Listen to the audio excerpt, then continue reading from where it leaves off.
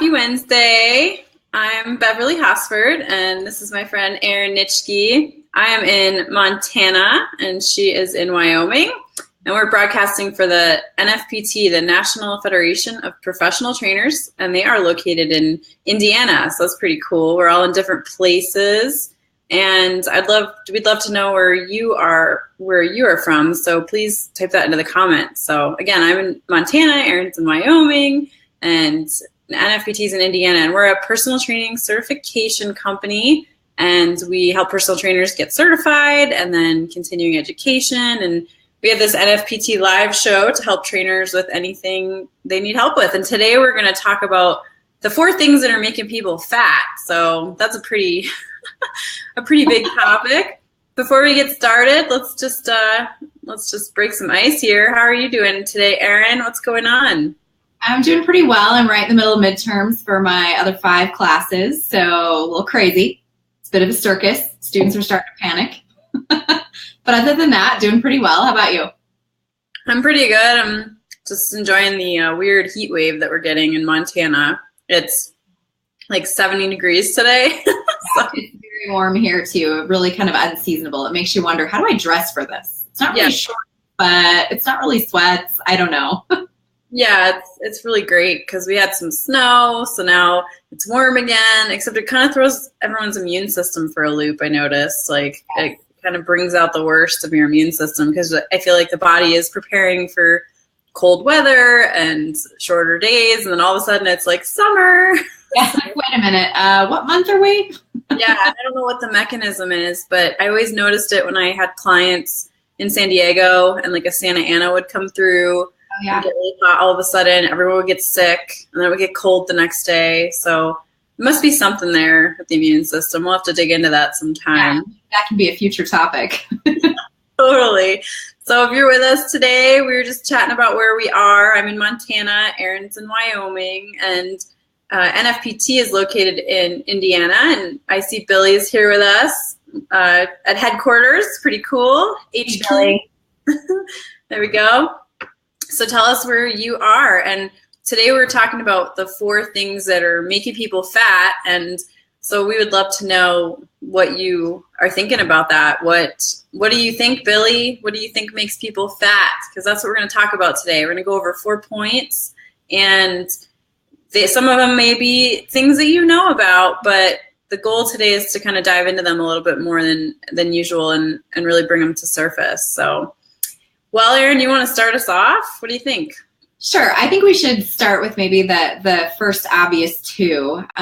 For so long, we've all, I'm sure, heard that, oh, there's an obesity epidemic. Oh, there's a type 2 diabetes epidemic.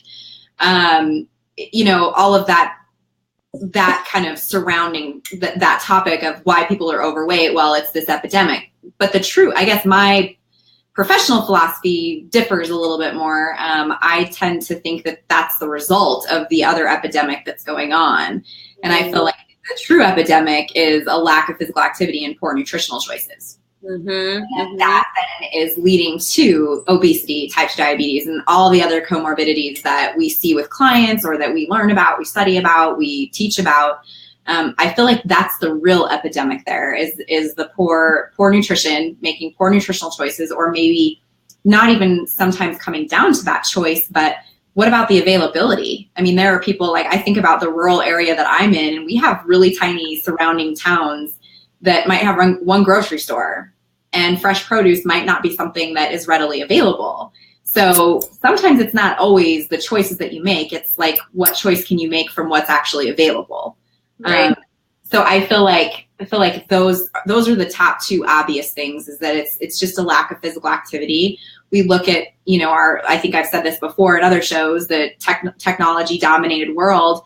We're more sedentary. There's a lot of online activity. There's people tweeting and Instagramming and all of these things that we do from the comforts of our rear ends most of the time. And while we're just sitting on our biggest problem. So, not being as active, and kids these days aren't as active as, like, I don't know if you've ever heard that term, like the free range kid, which is probably what you and I would be considered given our generation. I'm not going to date us, and not everybody needs to know that. But yeah, like we went and played outside, we rode bikes, we went to the park, all of that. And there's less and less of that these days. And Right. so not only is obesity and type 2 diabetes affecting adult populations, it's kids big time. It's becoming more of a problem. Yeah, I love what you said, that obesity is not the problem. It's the things that we're doing day to day. It's the small habits that we have. And as you said, our number one of the 4 today is physical activity. And when we get to number 3 and 4, we're going to talk a little bit about why physical activity sometimes isn't enough. Sometimes it's not enough. And it definitely, at the most simple form, we just go outside and run around and play and get that exercise. But people are, like you said, sitting on their rear ends all day, and they come to the gym to see a trainer, or they join a gym and get a club membership and they exercise, and then they're not losing weight and they can't figure out why. And I think within the realms of physical activity itself, the one thing I wanted to touch on that often gets overlooked is that when you are personal training or doing exercise, is to make sure that you are working for your body type, and that you're working within, working with your body and not against it, like not doing too much physical activity, because then it can raise cortisol levels, which works against losing weight. And aside from overdoing it, I think also I loved what one of my trainer Spotlight said in our interview. He said, let's see, his name was Ian Scott, and he's 80. And he said that people don't lift weights to their max.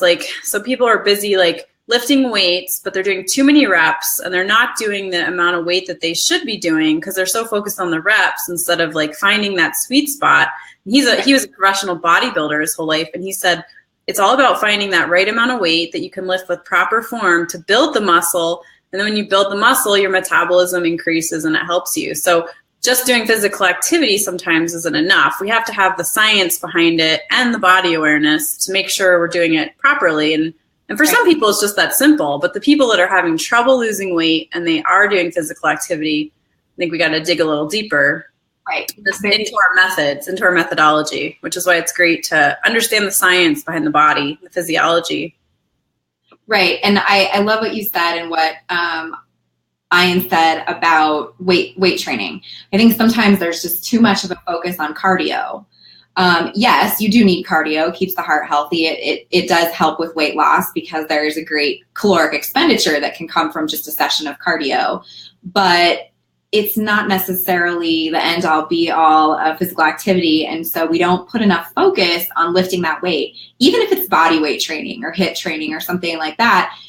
With weight training, yeah, you don't burn a lot of calories in the session itself, but the result pays off much better and bigger than with just a steady state cardio of, an hour a day.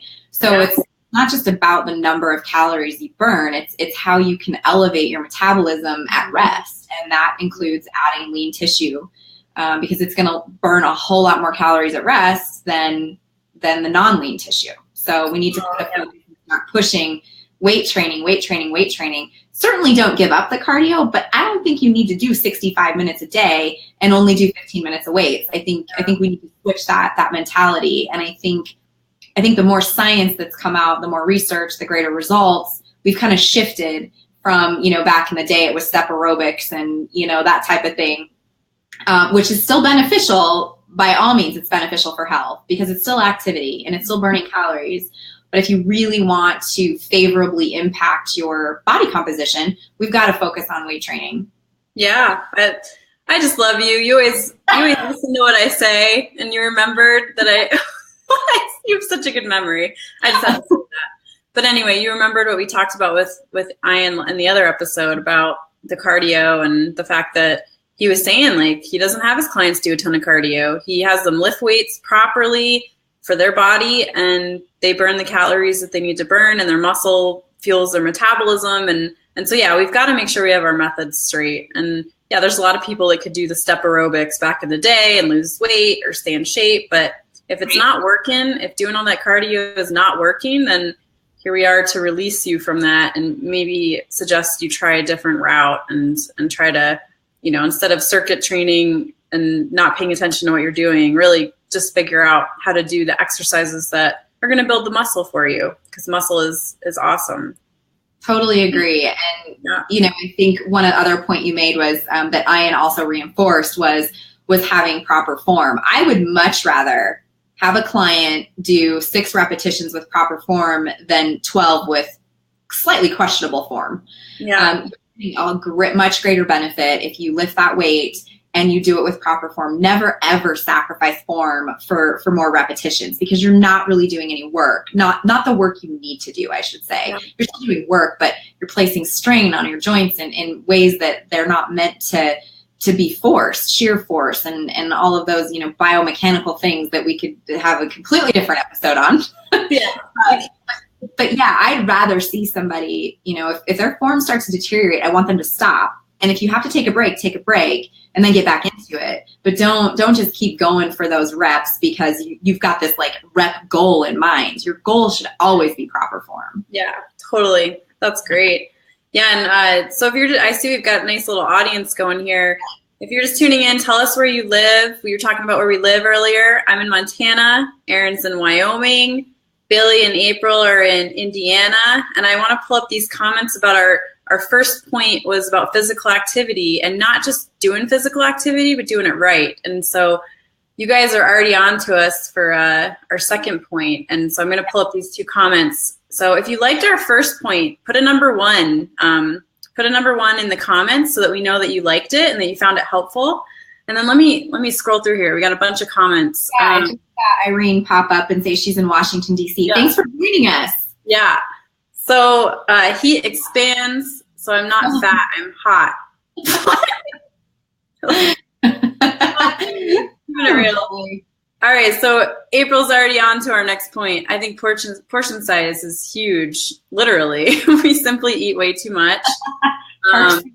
Billy said frequency of meals and snacks. Yep. So we're definitely going that way. And Irene's jumping in here. Portion control is key in combination with what we're eating. We are a nation. Thank you so much. All right. Hi, Gail and Irene. Thanks for telling us where you are in Washington, D.C. If please tell us where you're at. We've also got Gail's in Park City. And thank you, everyone, for acknowledging our first point. So let's get on to the second one here. Nutrition and eating. Let's talk about that for a minute. So what are some of the things that are overlooked? Because we know nutrition is important, but what can we really drive home for people? So we had some of you say portion size. Mm-hmm. Yep. So I think everybody's absolutely correct. Portion size is absolutely an issue. It's out of control. And I actually shout out to Eliza. She just said hi. She's my cousin. She's in Newcastle, Wyoming. Thank you for joining us. So we're talking a little bit about our second point, which is nutrition. And nutrition, there are so many things that, we could pull this apart for days and days and months. But Bill's helping us out here too. Trainer advising clients about diet versus nutrition. Let's keep that in mind. Yeah, we'll keep that in mind. We'll get to that. So nutrition, portion size, number 1 issue. We're a nation of portion distortion in some ways. The sizes of our meals are just enough to feed an army in some ways. The size of plates are different. And as humans, we look for cues. Consumer psychology would tell us that we look for cues about how much to eat versus listening to that intuitive sense of hunger. And so there's a difference between appetite and hunger. And so appetite is more about a psychological variable, whereas hunger is more about a physiological response to the need for food. So with nutrition, for example, and Dr. Brian Wansink does a lot of this research on mindless eating. And actually, if for any of our viewers that haven't read that book or have it in their repertoire of personal trainer tools, you got to get it. It's an amazing book, and it talks so much about consumer psychology and how humans will eat and eat and eat based on the size of the container or the bag of chips. So for example, if, he's done studies where he's had like bottomless soup bowls where it was rigged so the soup would just continue to slightly fill over time, and people would just continue to eat versus if they were served 1 portion. Mm-hmm. So again, it goes back to that awareness and that intuitive eating and learning to hone that kind of 6 cents versus, oh, well, here's a giant bag of M&Ms. I'll just have like 3 handfuls versus a snack size bag of M&Ms. People are more likely to take 3 or 4 M&Ms. So he talks a lot about that research, and I've seen him speak at a couple conferences, and the guy's amazing. So definitely resource that, find that on Amazon, use your Amazon Prime, get that book because it's awesome. So portions are an issue. People are actually shown to eat less if they have smaller plates. So looking at the size of your plates, do you need a 16-inch dinner plate? Perhaps not.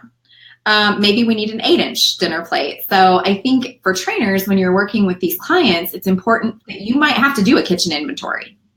You might have to go in and, hey, Myra, thanks for joining us. You may have to go in and kind of look at what's the environment like and how is it psychologically impacting clients? Because it's not just about what the types of foods that they eat, it's the quantity in general. I think that's one huge point about nutrition. Yeah, I think that's great to bring up, the psychology, because just the habit and the behavior behind it is the big problem. And as a personal trainer, you can study behavior change and work with people on changing their behavior, not only around their physical activity, but around their eating habits, and then refer them out to a dietitian or a nutritionist if they need specific advice. But just teaching people to tune in more. And so I love like your article in the Idea Journal and Alex's article about mindfulness on our blog, just getting people to be more mindful and more present. I think that it's a great role for a personal trainer to take on, is to get people to pay attention to their body, pay attention to what they're putting in their mouth. And it's something I've observed with my 12-month-old. He's very attuned to how much food he needs at each meal. And, sometimes we're like, hey, there's more on the tray, but he's done and he's done. Like, he knows how much he needs. And then sometimes he's yelling for more, and it's hard to keep up with. And, you'd think at first I found it frustrating, but now I found it beautiful, like that he knows, like, and he knows, like the other night, he didn't want anything except for kale for dinner. And it's just like, what? Because he's been having his immune system's taken a little hit from the weather as well, I think. And he just wanted kale for dinner, just lots and lots of greens. So, oh my goodness. Let me pull up a few of these comments. And then what do you think about rolling on to number 3, Erin? Because we're already 20 minutes in. So let's see here. Gail says too much bread and refined food, not enough protein. Clean eating key. Thank you for bringing that up. Encourage more natural foods, less unpackaged. Angie says get a to-go box. Portion. Yeah, definitely. Yep, when you're eating out, for sure. Definitely. And let's see here. Thomas, next year marks 50 years of lifting and continually improving. 50 years, yeah. It takes time. Awesome. Instead of a few larger meals. Yeah, that's great. Thank you for. Yes, thank you, Thomas. That's a great point. And Billy threw up a study here. Especially when you're in studies like this, disease control, 40% of Americans. Yeah. April says, I never realized how many carbs I ate throughout the day until I started counting them. Holy cow, I was disgusted. Yeah, so there's a lot of tools to help people. And as a personal trainer, you're not allowed to really like prescribe a diet or tell people what to eat. But what you can do, I'm trying to find Bill's comment. We actually had a blog go up today, Billy, if you can throw it up there, about food journaling. Mike, one of our authors, wrote everything you need to know about food journaling.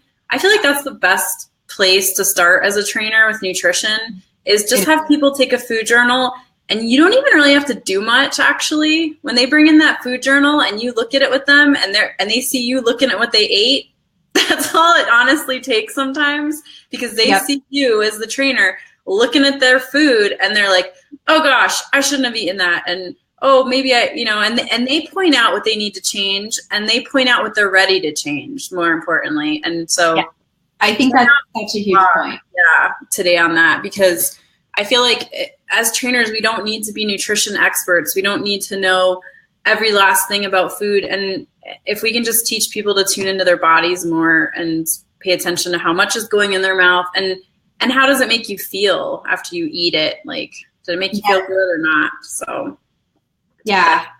That's my little spiel. I think we should keep rolling here. If you guys found our second point, our first one was physical activity. Our second is on nutrition. If you found it helpful, put a number 2 in there so that we know you're jiving with us and that you like what we're talking about. So just put a number 2.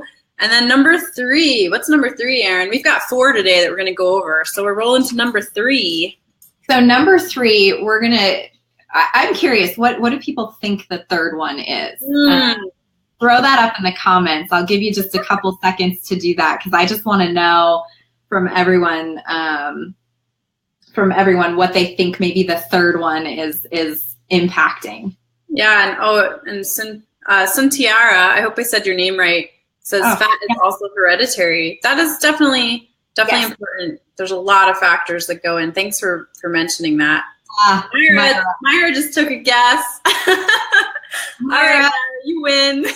You are so on top of it. Okay, well, Myra is our resident expert, our sleep expert, sleep scientist. Oh, Gail, yep, sleep. Got another guest here. So let's talk about sleep, though. Yeah. So third point is sleep. I think we are a nation that is severely under-rested. And it isn't just about the number of hours you get, it's the quality sleep that you get. And we're falling really short of that. I just read a statistic about 50 to 70 million Americans are under-rested. That's a lot of stinking people that are running around this nation really tired, and it's affecting everything. It affects everything from, your heart disease risk. Lack of sleep is going to increase your heart disease risk, your hormonal balance. If your clients are not getting enough sleep, this is a hugely related to weight loss in general, is that hormone ghrelin is going to increase and leptin's going to decrease if that person is chronically overtired and not getting enough rest. And what's that mean? That means that they're going to be consuming more, even though their body doesn't need it, but their mind thinks that it does. So that's a huge part of weight loss in general. So pay attention to that. I think it's really important as a trainer, as a teacher.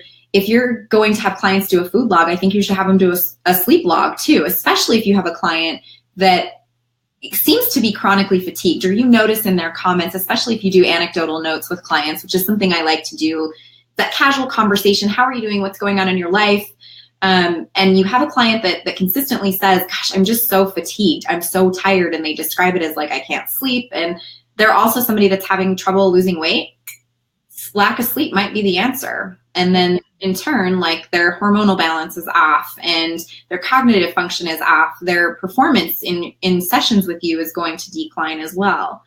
So yeah, I think that's something to pay very close attention to. You don't have to be a sleep expert, but you do have to understand that it has a negative impact on weight loss and weight maintenance. Yeah, that's what, when we started today talking about physical activity, I said, we've got a couple things here at the end that we're going to bring in that sabotage everything you're doing. Everything. You could be doing the best job. You've got your perfect weight training plan for your client, cardio, they're eating right. But if they're not getting that sleep every night, as you said, their cortisol levels they're not going to have a chance to reset. And when cortisol is raised, it makes us hungry. I actually noticed that with my son too at 12 months old, is if he doesn't get a good night's sleep, he does seem a lot more hungry the next day. So that's right there. And good. Myra's helping me out here. Melatonin is very highly interconnected with the endocrine system. Yeah, so melatonin is the hormone that's released in the afternoon to start getting you ready to go to sleep at night. And when it's thrown off, basically if you don't go to sleep, from what I understand from some of the things Myra's taught me about children's sleep, which is what she specializes in, if you go to bed too late, your melatonin gets thrown off. You basically like override it kind of. And if you wake up in the middle of the night and look at your smartphone or at a bright screen, that also throws your melatonin off. So if we're not getting into bed on time and we're busy looking at our computers, which I'm guilty of, or looking at our smartphones, we throw off our melatonin. So there are these hormones, cortisol, melatonin. We talked a couple weeks ago about growth hormone and how that gets impacted by cortisol. So you can't really repair your muscles while you're sleeping if you aren't getting enough sleep. And so then again, all that weight training you're doing and that cardio is actually maybe making your muscles get depleted or, making them break down. And without recovery, weight training and exercise is not really good, because to me, exercise is stress. It's another stress on our body, and it's a good stress because it makes you stronger, but you can't get stronger if you don't rest. Like, how are you supposed to, it's like having an argument with someone and not taking a break and then coming back later. It's like, just keep arguing and arguing and arguing, and you never have a chance to process and revisit. So I think that sleep is so important. So like you said, Erin, when you're doing a food journal, it doesn't hurt either to just say on the food journal, like, what time did you wake up today? What time did you go to bed last night? And making sure that you just, as a trainer, again, in your scope of practice, you can't really coach people on sleep, but you can ask them about it, and just asking them about it can start that conversation. And you could refer them to a sleep specialist or a doctor or someone that works with insomnia if they are not sleeping at all. And maybe don't even work out with them if they're not getting enough sleep. I've heard of trainers that if the client doesn't bring their food journal in, they cancel their session for the day. So you really can't have an effect on someone who's not willing to change their eating habits and isn't willing to get sleep. That's very true, because I think for so long, physical activity, it has been highlighted as the one thing that you need to do to stay healthy and lose weight. And that's just not true. It's partly true for sure, but, and research backs that up for decades upon decades. But with sleep, it's something we're not getting enough of and we need the most of. And so it's important, I think, as a trainer to understand that and talk to your clients about what their sleep is like, and finding out, like, what do you do before bed? Yeah. You know, are you doing things that are calming activities to kind of bring your body, prepare for sleep? You have to prepare for sleep just like you'd prepare for the day. And so making sure that your mind is rested, relaxed, ready to go, and is amenable to getting sleep. And I think with that, talking to them a little bit about the sleepability of their room. You know, I mean, do you have like a ton of kids in your bed, and are there a bunch of animals? I say that because my toddler sneaks in at night and she lays crossways in the bed. So yeah, looking at, is it a calming atmosphere? Do you have the TV on? Where are your electronics located? That type of thing. What's the temperature like? Do you have a jasmine plant, lavender, something like that? What's the sleepability like? So I think that's a conversation you can have with them. And then if you don't have a sleep coach in your area, so if some of you might live in smaller areas, then certainly help them find resources that are legit. Yeah, and so Myra is a pediatric sleep coach. I just want to mention that. She works with children and kids, but I've learned a lot from her about adults, because we all were kids at one time, right? And children. So, but Myra said, I was going to maybe think about this, Myra, don't sleep in. That also can throw off bedtime. So here is like the biggest mind blower for me. I just have to share this real quick. This is probably a whole episode, but let me just say this, because I think it will help y'all. When I was personal training, I would wake up at 5 a.m. to see clients, and I always fought the whole going to bed at 8 o'clock thing. I was like, no, I'm staying up till 9 or 10. I was, stubborn about it. And then on the weekend, I'd stay up till midnight. And then on Monday, it was like horrible going into work. And a few times I tried going to bed earlier for one night, and I'm like, I don't feel any different, so I'm not doing it. But you really have to go to sleep like the same time-ish every night and wake up the same time-ish every day. And what I've noticed for me, because I'm definitely not a sleep coach or consultant, is that if I just go to bed within like a 30-minute window and I wake up within a 30-minute window every day, I feel like better. And I've actually don't have to have as much like chocolate, which is my caffeine of choice in the morning. I don't have to have it until like later in the morning now, because my cortisol, which we said was bad earlier, is actually good. You want cortisol high in the morning, and you get up at a different time every day. Your body has no freaking clue when to spike your cortisol levels. So then every day you just feel exhausted because your body's like, I don't know what time to spike it today. So once I got on a rhythm, going to bed the same time every night, it only took 35 years to figure that out. Waking up the same time every morning, which is so frustrating when you haven't been doing it that way for 35 years, but I can't ignore the results. I just feel so much better. And I don't need, caffeine, or I'm not like, oh man, I want to go to Starbucks or whatever. I just wake up, I feel awake. And Angie, if you're listening, this is for you, girl, because Angie and I, Angie and I've talked about that with sleep and how like we just want to sleep in all the time. And you do want to sleep in if you're not on a rhythm. It's just natural. So I don't want to talk about sleep all day here. Is there anything else you want to toss in, Erin, before we move on to our number 4? Maybe just don't hit snooze. Yeah. Don't do it. So hard though. So it is hard. So hard. And I do it. I mean, I catch myself and I really have to not allow myself to do it, because really you're not doing yourself any favors. And once you get up, you will be more tired than if you would have just gotten up the 7 minutes before. So don't hit snooze. But don't go to bed late. Yeah. Yes. First off, don't go to bed late, and then you won't have to hit snooze. But anyway, we should do a whole episode on sleep. If you guys want us to do a whole episode on sleep, please type sleep into the comments, and we will think about doing that.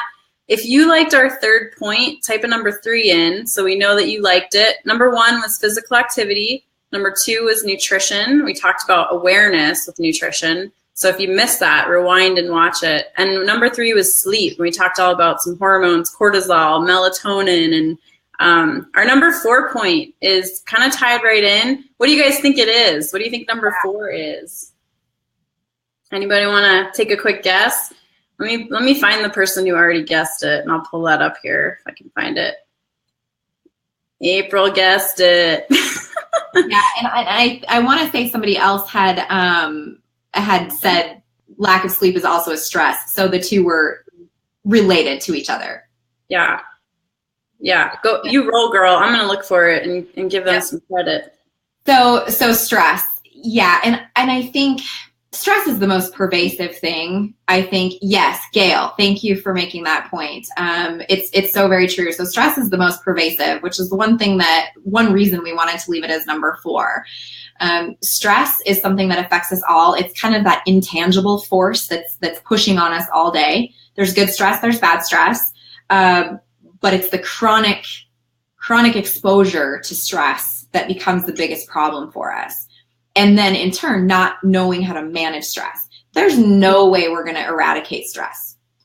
We're people. We have responsibilities. The house payments, children, jobs. Maybe you work for a crazy boss. I do not, but I'm just saying that's an example with your I love my people. So keep that in mind. It's not just about evaluating the type of stress your client's under. It's looking at how you can help them manage it.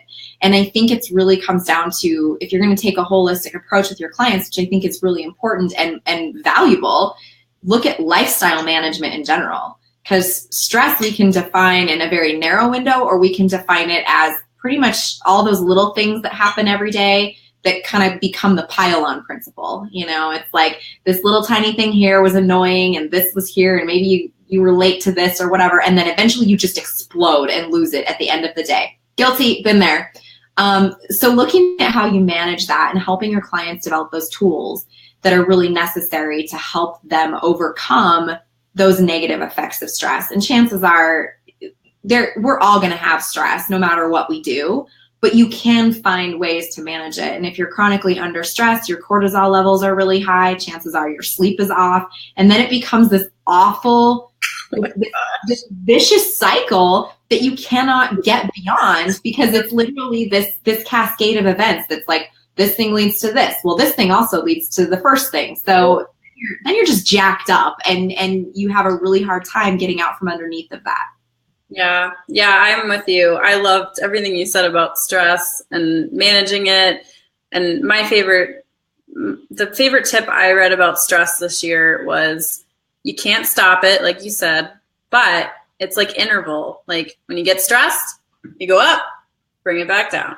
You get stressed, bring it back down. And that's why it's great when you've got, like, we have an app Erin and I use called Voxter, where we leave each other messages during the day. So if shit is hitting the fan, excuse my language, and I can click Voxter, she gets back to me and like brings me back down, and then I'm good, but otherwise you can just keep going up and up and up, and one bad thing happens and another bad thing happens and another. So the key is, and Myra is great too. Myra and I text each other. So it's great if you have friends that you can like just kind of clear stress with. If you're like work at home mamas, like me and Erin and Myra, we all work from home, and Angie too, and April, we kind of work from home over at NFPT headquarters. But I think if you've got someone, you can, just help you with that. But when a client comes in to see you as a trainer, you can definitely lift their mood. Like, you're not a psychologist by any means. No. But you can pick their mood up, and you can help them feel more positive. You can ask them like what good is going on in your life right now. And you can certainly help to, at least they leave your training session feeling better. And I mean, what other ways could we impact clients' stress if we're not with them all day? We're only with them for an hour. I think modeling behavior is important as well, because as trainers, we probably know all the right things to do for ourselves. That doesn't mean we don't succumb and become victimized by pressures in our lives. I think that's just a natural part of a human journey. So I think modeling good behavior and sharing with them your own tips, like how you handle things. And if you have a client that comes in, and I talked a little bit about this in my idea journal article about doing a grounding exercise with them. So if they come in and they're not ready to work out because they're frenzied and their hair's on fire and they just had a horrible day, you need to find some way to help them connect to the work that you're about to do with them and that the work you're going to ask of them. And that includes kind of maybe refocusing, changing the meaning of an event, helping them kind of get centered and focus on their purpose, whatever that goal is that's driven them there. So help them overcome that, because otherwise their mind is not going to be on the session. And we know there's something to be said for mental fitness. And if a client is just kind of going through the motions and they've checked out during that set of exercises or whatever, they're not getting the most out of it that they otherwise could if their minds and souls were focused on what that goal would be. So I think finding grounding exercises with them to do, whether it's like, look around the room and tell me 5 things that are green. Mm-hmm. It can be something as simple as that, because it takes the mind from craziness to, okay, this is my focus. Here's what I need to do. So I want you to look around the room and list 5 things that are green, or pick out 6 things you can touch. I don't know, something like that, to just take the focus off the negative. Oh, I love that. That's so great. And something I love, the grounding before the workout. What I used to do with clients, if I knew they're heading into work, or even at the end of the day, towards the end of my years of training, I was training for over a decade, and now I mostly write and teach. When I was training clients, at the end of those years, I started doing, at the end of a session, I would just have them like relax, and I would do like one of those, what do you call it, where you visualize each muscle, you take a breath in, and then you relaxation. Progressive relaxation. Yeah. So I would just do something like that with them at the end of the session. And as you're saying, Erin, that's like a way to model, you're just modeling. You're showing them something that they could do on their own at home, a mindfulness exercise, and just teaching them that and saying, because I had clients that were like, wow, that felt amazing. Like, I would tell them, picture your stress melting out of your body into the floor, down into the earth. That's it. Just that simple. And just saying that makes me feel better. So I know. Yeah. That's a great technique. And I'm sure Alex had a bunch in her blog. So I'm going to, Billy, maybe if you're still here, you could find Alex's mindfulness blog and throw it in the comments. If not, I'll do it later.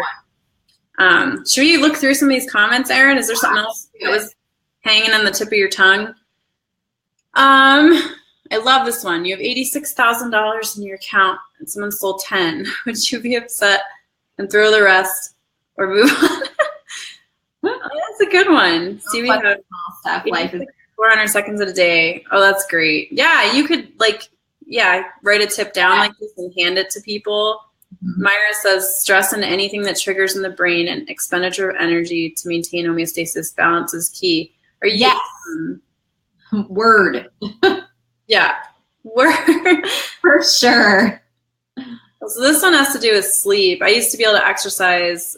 I noticed exercising at night interrupts my sleeping. I saw this earlier. Gail said that, we'll definitely do an episode on sleep here in the future, I think. But getting all like amped up at night, that could definitely interfere with your sleep. There's reasons for that. And for some people it might work depending on the timing, but we should definitely dive into that.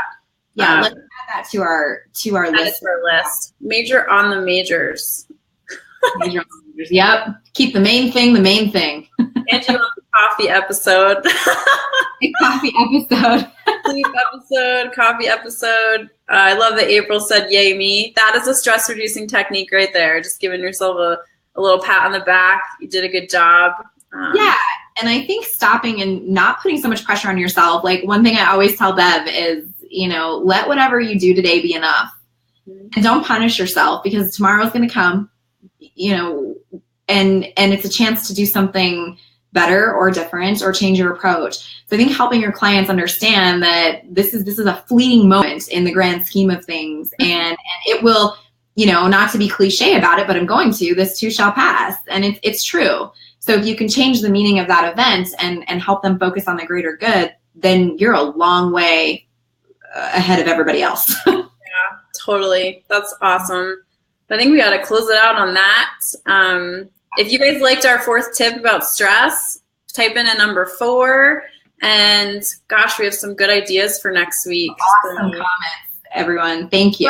Yeah, thanks for joining us today. Let's chat about next week real quick. We could talk about firing a client. We could talk about sleep. What else? What are you feeling, Erin? What do you want to do next week? We could talk about. We could easily segue into a sleep episode. But I know that we did get comments about firing a client. Mm-hmm. How to do that tactfully and not ruin your business. I guess what do you viewers want? Yeah. Is it favorite above sleep or firing a client? I mean, we'll do both. Sleep or firing a client, and we'll decide if we don't get any comments before we close out. We'll decide and let you know. These episodes always go up on our blog the next day, and they are on YouTube as well. So thanks for joining us, guys. Gail says thanks. You're very welcome. It's our pleasure. Mm-hmm. And if you liked this episode, please share it with your friends. Just click the share button. You can share the video. We'd love you to get the word out about our show. It's every Wednesday at 11:30 Mountain Time. And the reason we say Mountain Time is because we live in the mountains. That's right. NFPT is over on the, what do you call that? East Coast, Indiana? Is that the East Coast, kind of? I think yeah. Look what Billy said. We did. Oh my gosh, Billy, that was the first thing Bev and I noticed when we both hopped on. And we're like, oh, we're like one person. Oh, I got to go this way. Yeah. We're like blending into each other. Thanks, Billy. Very perceptive. And let me just toss this up there. Do not worry about tomorrow. Tomorrow will worry about itself. Sweet. Yes. Awesome. Well, thanks again, everyone, for joining us. If you missed the first part of the episode, we went over 4 points today: physical activity, nutrition, sleep, and stress. And listen back. There's some great info in there about hormones and strategies for you. And if you like this, share it and come and join us next week. Yes. Thank you, everyone. Awesome comments. All right. Bye. Bye.